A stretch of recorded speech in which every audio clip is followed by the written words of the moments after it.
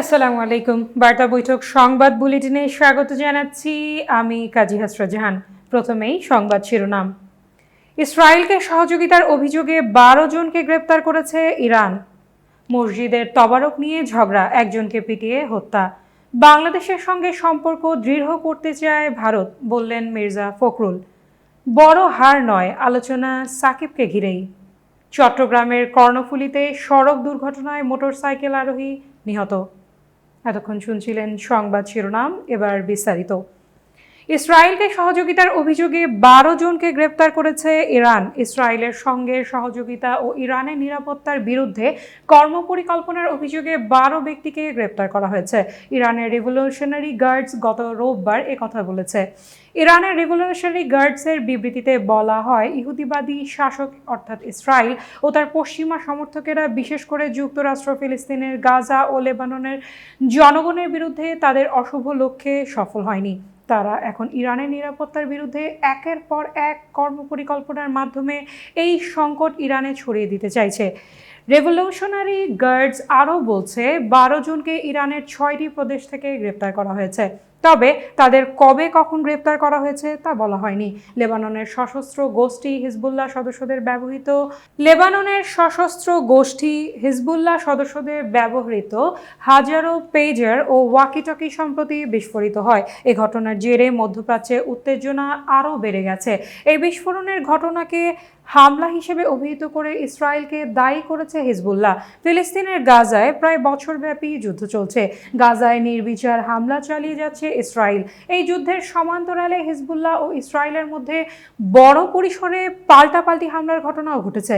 গত জুলাই মাসের শেষ দিকে ফিলিস্তিনি স্বাধীনতাকামী সংগঠন হামাসের রাজনৈতিক নেতা ইসমাইল হানিয়া তেহরানে গণহত্যার শিকার হন। এই হত্যার জন্য ইসরায়েলকে দায়ী করে ইরানি কর্তৃপক্ষ। তবে এই হত্যার দায় স্বীকার করেনি ইসরায়েল। তবে ঘটনার পর যুক্তরাজ্যের গণমাধ্যমে বলা হয়েছে, হানিয়াকে হত্যায় ইরানের নিরাপত্তা এজেন্ট ভাড়া করেছিল ইসরায়েলের গোয়েন্দা সংস্থা মোসাদ। মসজিদের তবারক নিয়ে ঝগড়া, একজনকে পিটিয়ে হত্যা। কিশোরগঞ্জের ইটনাই মসজিদের তবারক বিতরণকে কেন্দ্র করে ঝগড়ার জেরে মোহাম্মদ ওয়াহাব ভুঁইয়া বয়স ৪৫ নামে একজনকে পিটিয়ে হত্যার অভিযোগ উঠেছে।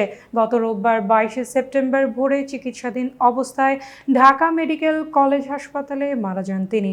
স্থানীয়রা জানান, গত ৬ সেপ্টেম্বর শুক্রবার জুমার নামাজের পর মসজিদের তবারক বিতরণ নিয়ে দুই পক্ষের মধ্যে কথা কাটাকাটি হয়।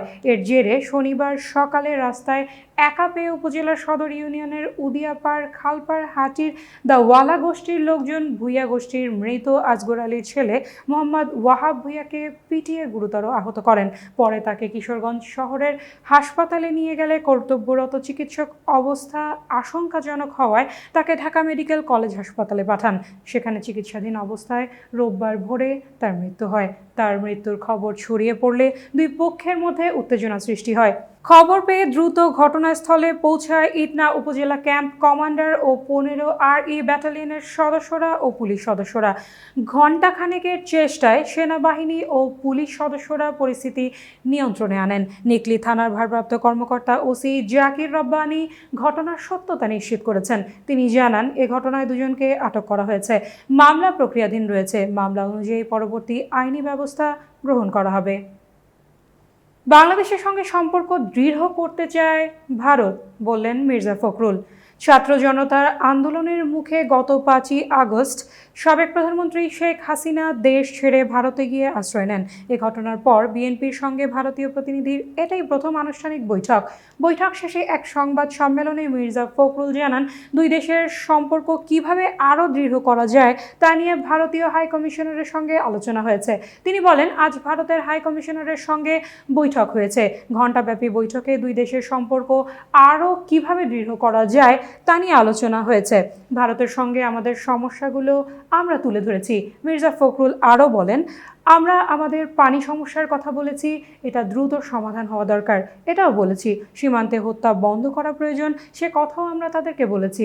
দুই দেশের সিকিউরিটির বিষয় নিয়ে কথা হয়েছে উল্লেখ করে তিনি বলেন, তারা এ বিষয়ে সজাগ, চেষ্টা করছেন দ্রুততার সঙ্গে এ সমস্যাগুলো কিভাবে সমাধান করা যায়। তিনি বলেন, তাদের মূল বক্তব্য বাংলাদেশের সঙ্গে তারা সম্পর্ক দৃঢ় করতে চায়। নতুন সরকারের সঙ্গে তারা ইতিমধ্যে কথা বলেছে। বিএনপি একটি পলিটিক্যাল পার্টি, আমাদের সঙ্গেও তারা তাদের দেশের রাজনৈতিক দলগুলোর সম্পর্ক দৃঢ় করতে চায়। এই সম্পর্কের মধ্যে আরও কিভাবে সুস্থতা, আরও পজিটিভিটি কি করে নিয়ে আসা যায় সে ব্যাপারটা নিয়েও তারা কাজ করতে আগ্রহী। বড় হার নয়, আলোচনা সাকিবকে ঘিরেই। প্রসঙ্গ শুরু টেস্টের তৃতীয় দিনে। হঠাৎ ধারাভাষ্যে থাকা ভারতীয় সাবেক ক্রিকেটার মুরালি কার্তিক সাকিবকে নিয়ে একটি বোম ফাটানো তথ্য জানান। সেটা হলো, সাকিব চোট নিয়ে খেলছেন ভারতের বিপক্ষে এই টেস্টে, তাই খুব কম বোলিং করছেন, তবে স্বাচ্ছন্দ্য বোধ করছেন না। আর তারপর থেকেই জন্ম নেয় নতুন বিতর্কের, উঠে নানা প্রশ্ন। সবারই একটাই কথা, টিম ম্যানেজমেন্ট কেন গুরুত্বপূর্ণ এই ম্যাচে আনফিট সাকিবকে দলে নিয়েছে। সেই জেরে ম্যাচ শেষে সংবাদ সম্মেলনে তো সাকিবকে বাদ দেওয়ার কথাও উঠেছে। যদিও পুরোটা সময় সাকিবের ইনজুরির বিষয়টি নিয়েছিল ধোঁয়াশা। তৃতীয় দিনের খেলা শেষে ব্যাটিং কোচ ডেভিড হেম্প জানিয়েছেন তিনি এমন কিছু জানেন না। বিসিবিও জানিয়েছিল তারা এমন বিষয়ে অবগত নয়। তাহলে মূল ঘটনা কি? কেনই বা আসলো সামনে এই ঘটনা? সব কিছুই খোলাসা করেছেন টাইগার অধিনায়ক নাজমুল হোসেন শান্ত। গত রোববার প্রথম টেস্ট শেষে সংবাদ সম্মেলনে সাকিবের চোটের প্রসঙ্গে তিনি বলেন, আঙুলের চোটের যে ব্যাপারটা ট্যাপ প্যাঁচানো দেখা গিয়েছে, ওইটা প্রথম ইনিংসে ব্যাটিংয়ের সময় গ্লাভসে একটা বল লেগেছিল, তো ওইখানে একটু রক্তক্ষরণও হয়েছিল, যার কারণে ট্যাপ প্যাঁচানো। এ সময় পুরো টেস্টে সাকিবের পারফরমেন্স নিয়ে শান্ত বলেন, আমি কখনো নির্ধারিত একটি খেলোয়াড়ের পারফরমেন্স নিয়ে কথা বলতে স্বাচ্ছন্দ্য বোধ করি না, কারণ খেলাটা হলো দলীয়, আর পুরো দলের অবদানেই কিন্তু একটা ম্যাচ জেতা সম্ভব। তো সব মিলিয়ে যদি বলেন, তাহলে সবাই মিলে যদি আরও বেশি অবদান রাখতাম তাহলে ভালো কিছু হতো। তাই ব্যক্তিগতভাবে আমি কোনো খেলোয়াড় নিয়ে চিন্তিত না। চট্টগ্রামের কর্ণফুলীতে সড়ক দুর্ঘটনায় মোটরসাইকেল আরোহী নিহত। চট্টগ্রামের কর্ণফুলীতে সড়ক দুর্ঘটনায় এক মোটরসাইকেলে আরোহী নিহত হয়েছেন। গত রোববার রাত 10টার দিকে উপজেলার মইজারটেক কর্ণফুলী গার্ডেন ওভারব্রিজ এলাকায় একটি ড্রাম ট্রাকের সঙ্গে সংঘর্ষে এ ঘটনা ঘটে। এ সময় আরও দুজন গুরুতর আহত হয়ে হাসপাতালে ভর্তি হয়েছেন। নিহত কলেজ ছাত্রের নাম মোহাম্মদ ফয়সাল, বয়স 22। তিনি উপজেলার শিকলবাহা বাংলাপাড়া এলাকার মীর আহমেদের ছেলে। নগরের ইসলামিয়া কলেজ থেকে এবার উচ্চ মাধ্যমিক পরীক্ষা দিয়েছিলেন তিনি। আজ সকালে পারিবারিকভাবে তার জানাজা অনুষ্ঠিত হয়েছে। স্থানীয় সূত্র জানায়, গতকাল রাতে চট্টগ্রাম শহর থেকে মোটরসাইকেল চালিয়ে ঘরে ফিরছিলেন ফয়সাল। উপজেলার মইজারটেক কর্ণফুলী গার্ডেন অতিক্রম করার সময় একটি ড্রাম ট্রাকের সঙ্গে সংঘর্ষে ঘটনাস্থলে নিহত হন তিনি। এ সময় আরও দুজন গুরুতর আহত হয়ে হাসপাতালে ভর্তি হয়েছেন। তাদের পরিচয় নিশ্চিত হওয়া যায়নি। শিকলবাহা পুলিশ ফাঁড়ির ইনচার্জ মোহাম্মদ মোবারক হোসেন বলেন, সড়ক দুর্ঘটনায় এক কলেজ ছাত্র নিহত হয়েছে। খবর পেয়ে তাৎক্ষণিকভাবে ট্রাকের চালক ও তার সহকারীকে আটক এবং গাড়িটি জব্দ করা হয়েছে। এতক্ষণ বার্তা বৈঠকের সাথে থাকার জন্য ধন্যবাদ। নতুন নতুন তথ্য ও আপডেট পেতে বার্তা বৈঠকের ইউটিউব চ্যানেল ও ফেসবুক পেজের সঙ্গেই থাকুন।